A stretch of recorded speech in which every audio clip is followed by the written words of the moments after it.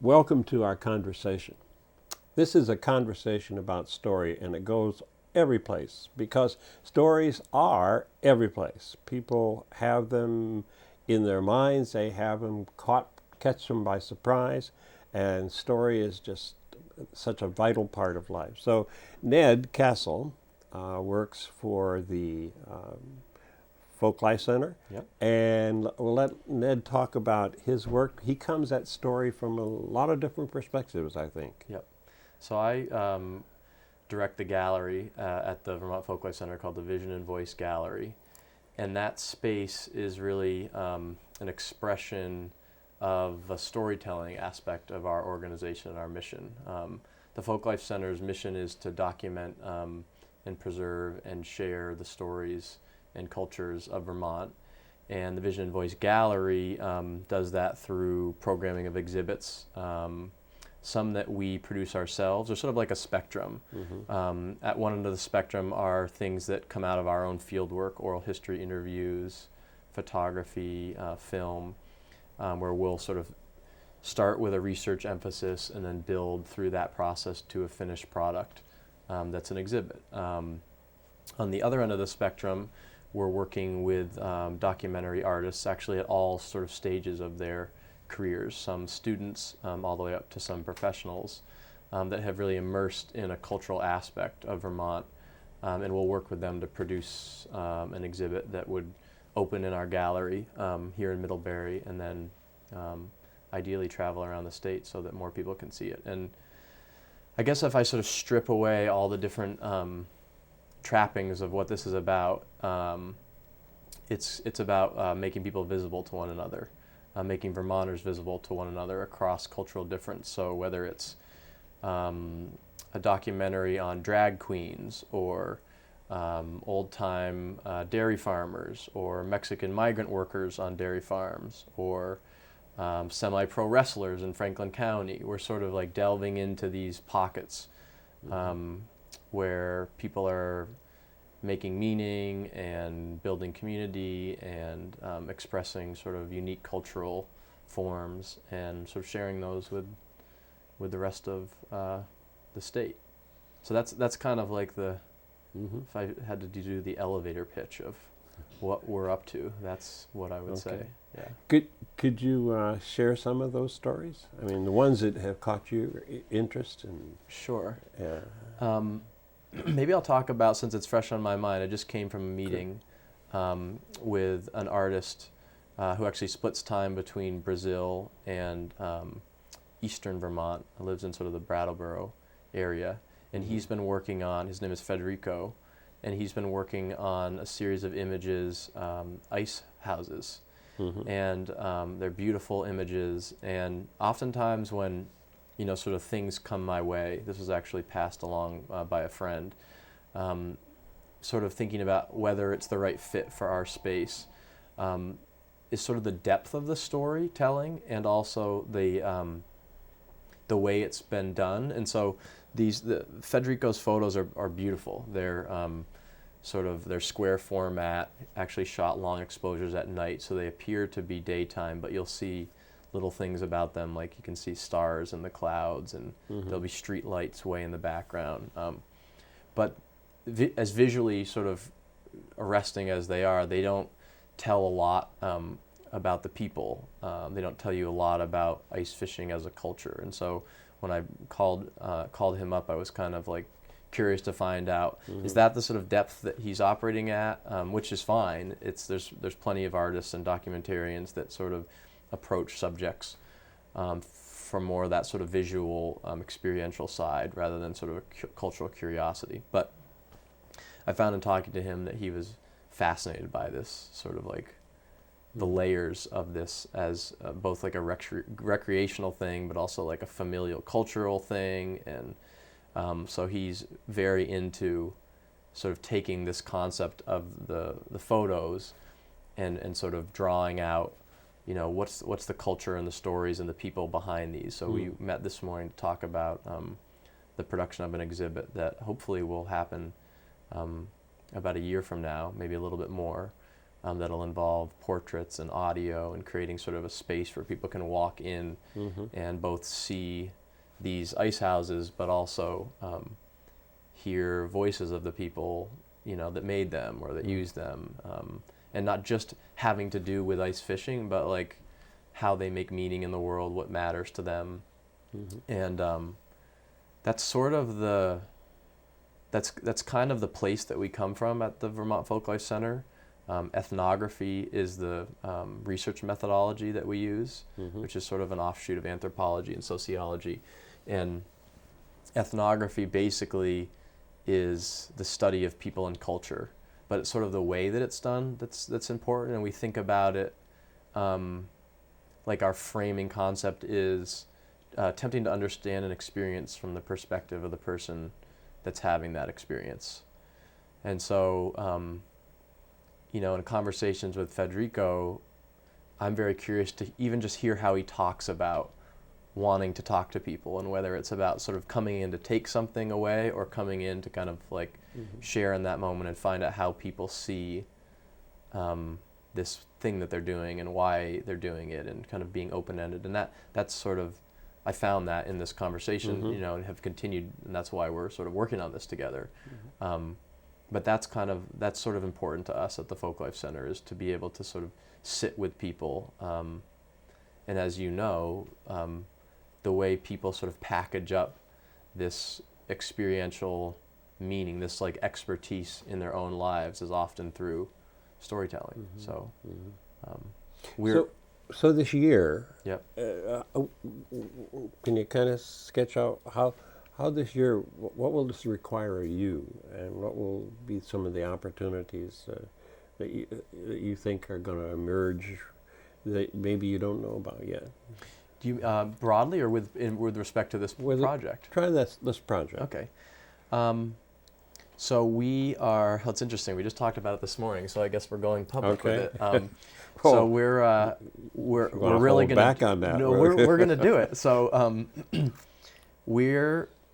Federico is very into the idea of experience, of a sort of exhibit experience, and so we're going to look at the different mediums that he does, and luckily he does a lot of different ones. He's a photographer, he's also a videographer, uses drones to record, does audio recording. So we're looking at how to create an immersive experience, and that'll probably include sort of an oral history component, where we'll go, he'll go, and probably I'll go along with him to meet some of the people who built these houses that he's photographed, or that use them and fish in them, and sit down with them and talk about how they got into it, their lives, have them explain, stories, and just kind of, it's all on the table. I think probably as the conversations you have in this at this table are. Right.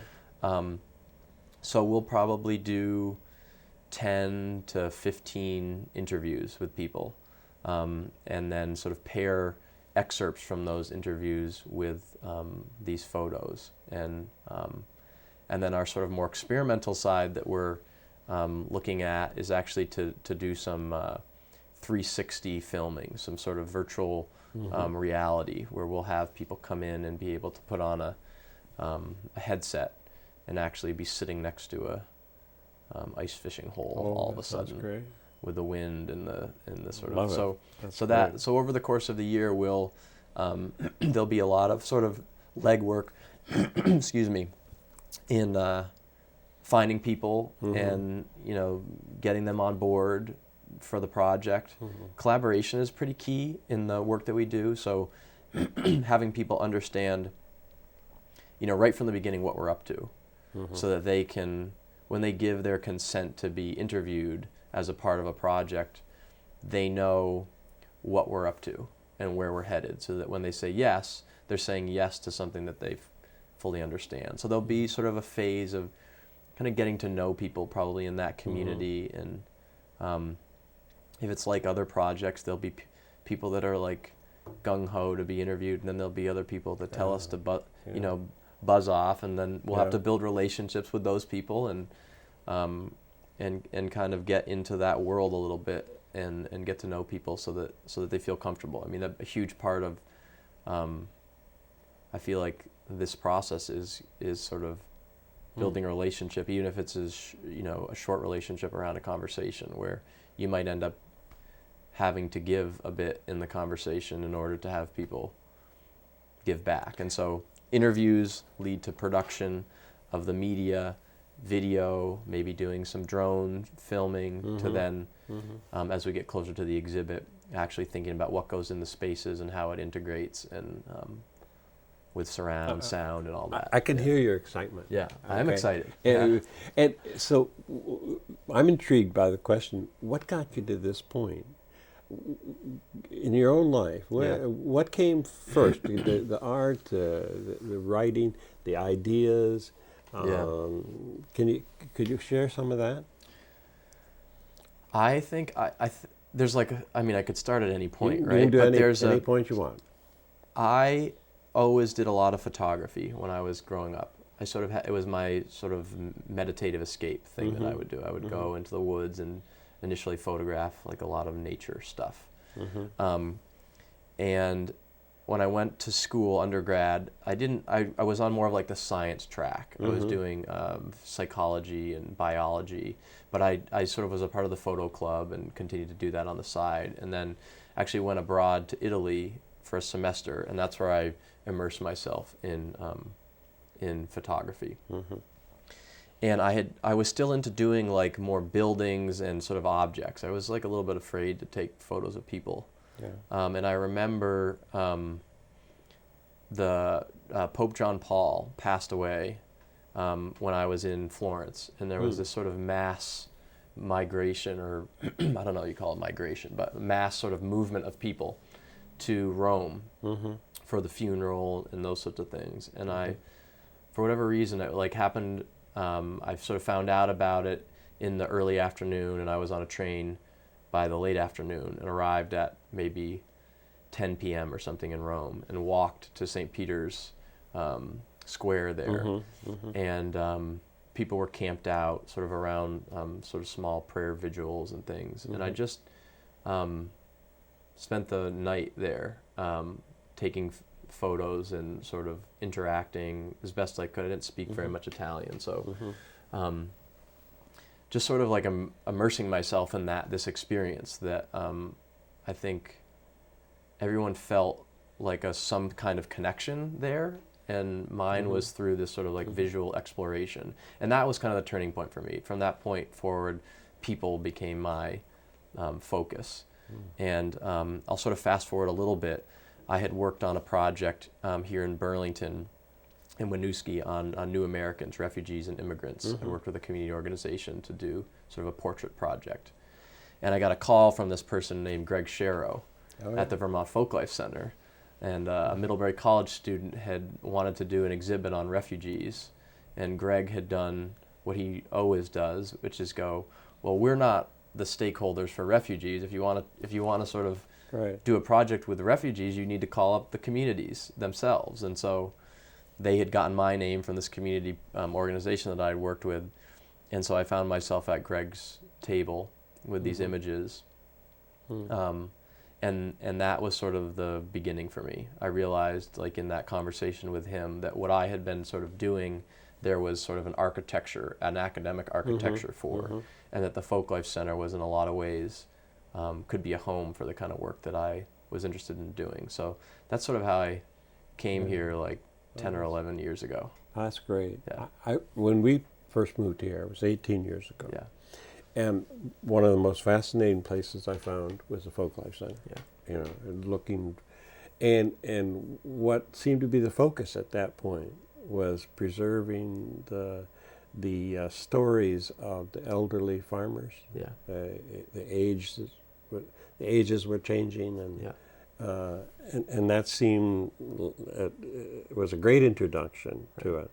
But the Folklife Center has taken on a lot of other situations and people, and it's very exciting. You know, just want to tell you that. Yeah, I think there's been sort of evolution. I mean, our organization has we've been around for 30 years, so it's gone through phases. And I think early on, the impetus the organization was founded by Jane Beck, and Jane did a lot of oral history, and her focus was on, just as you said, documentation and preservation of stories. And thankfully, she did that because we have this incredible archive of, I think we have close to 6,000 interviews, 20,000 photos and other documents, and a fair amount of film as well.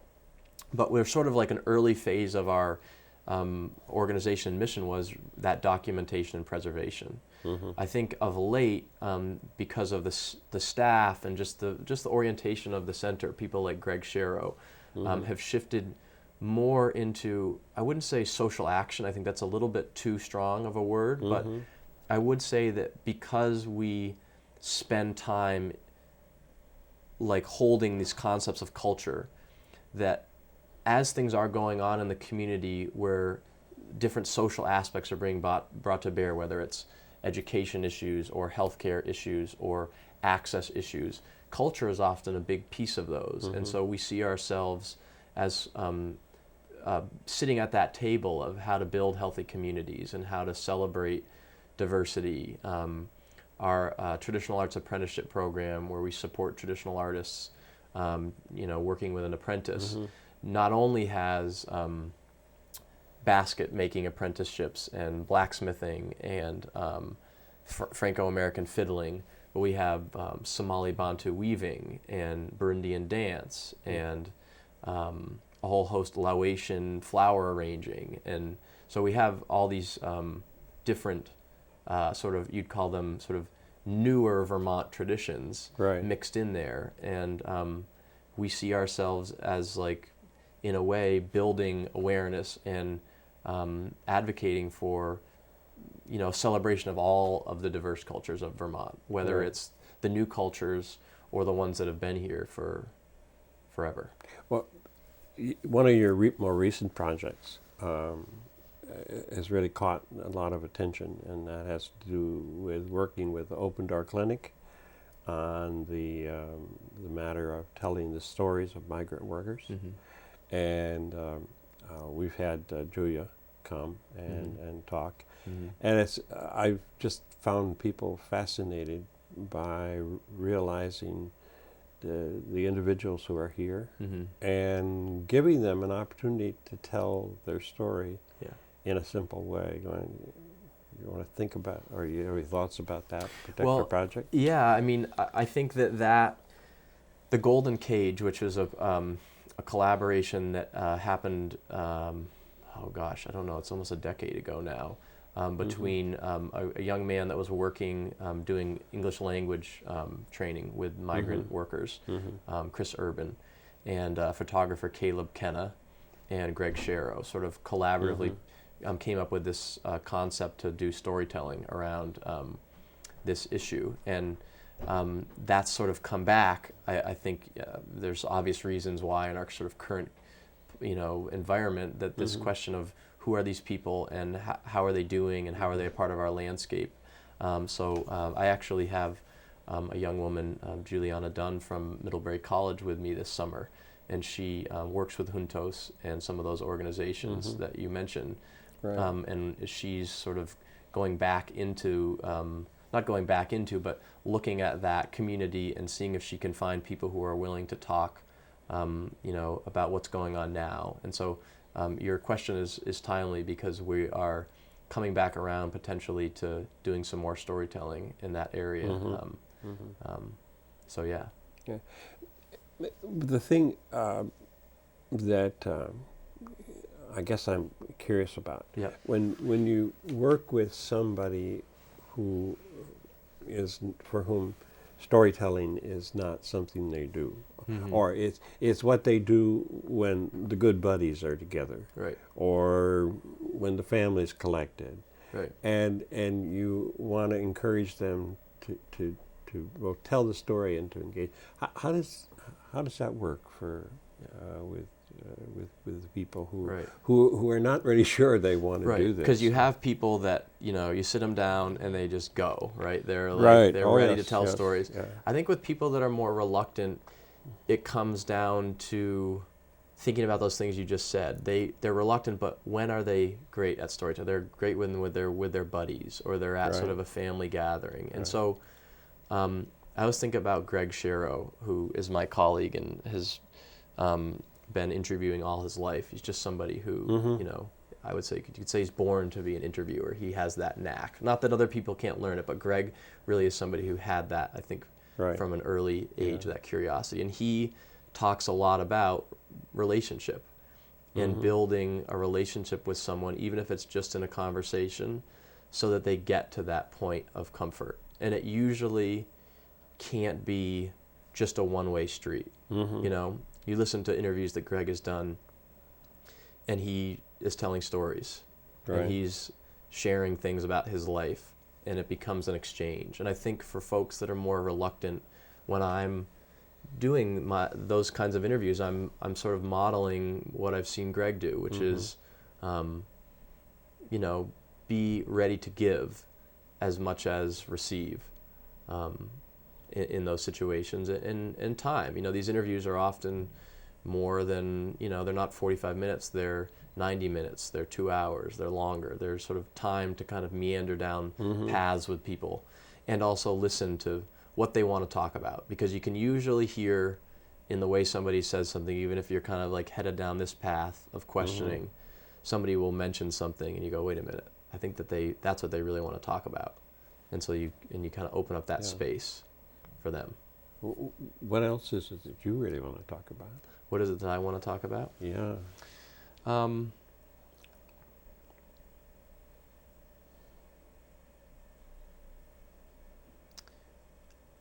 I think something that's important, that's kind of in the background for me, is this idea of like storytelling, like as like having stake and as sort of creating truth. And I think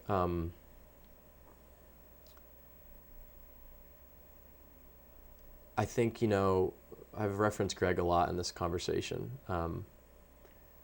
But he talks about something he calls the chorus of truth. And sort of at the center of the chorus, you know, truth, he describes truth as a chorus. And at the center of that truth, there's a whole bunch of people that are sort of like, or at the center of that chorus, I should say, there's a whole bunch of people that are singing the same thing. And then as you kind of move around the chorus, there's some people that are singing different things, you know, and there's got somebody over here on the corner singing something totally different. And that diversity of truth is really important. And as I think about kind of like, what do I want to be spending my time doing, you know, like fortunate and privileged to like have some choice and flexibility in what I want to be spending my days doing. I think I want to be spending my days like exploring that chorus, and kind of hearing from those different people, and providing a space where more of us can hear a larger diversity of that chorus. That's a great image, the image of music. Yeah. Is that, I don't know that I've talked to Greg about that. Yeah. And I'm going to have to find a way to do that. You'll have to, yeah. He has a lot to say about that. Yeah. Okay. It's so this is, as you think about the next couple of years, what other areas might you be willing or wanting to explore in that time? Well, I think music is an interesting one you just brought up. Our director, Kathleen Hoy, is an ethnomusicologist and is doing work right now in the New American community, looking at musical traditions and the larger Vermont sort of musical community. And I'm very interested in thinking about how we can, again, because often I bring the hat of presentation, exhibition. I think about how we can bring people to some of these musical situations that are non-performative, that are more kind of like people that get together in their living room and play, or people that get together after work and just play music.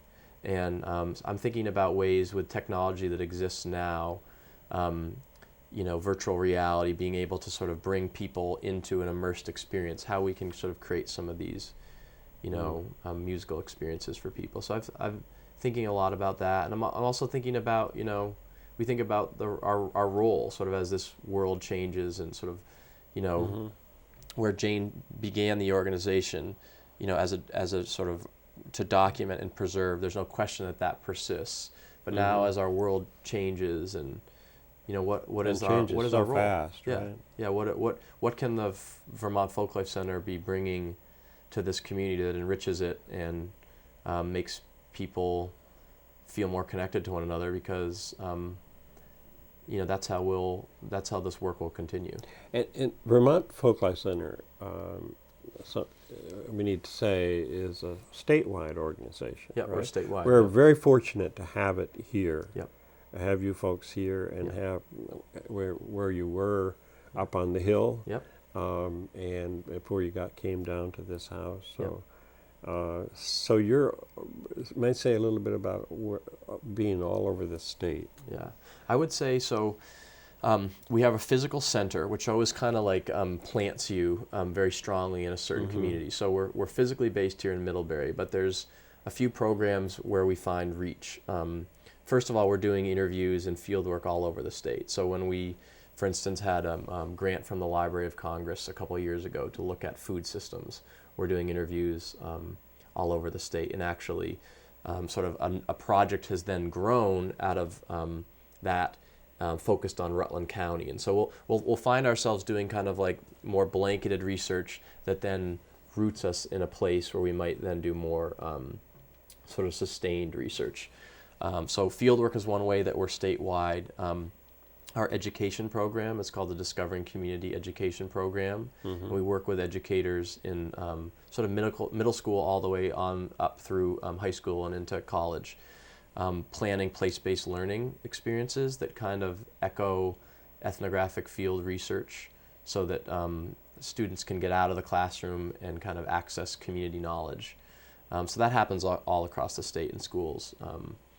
And the traditional apprenticeship, arts apprenticeship program, we have artists from all over the state. And I guess the last one would be our Vision and Voice Gallery. While it's rooted here in Middlebury, we have, a dozen or more exhibit partners at different places, whether it's formal galleries to community centers where we travel the exhibits. So folks may not, if they don't make it to Middlebury, there's a chance they'll stumble across some of our storytelling.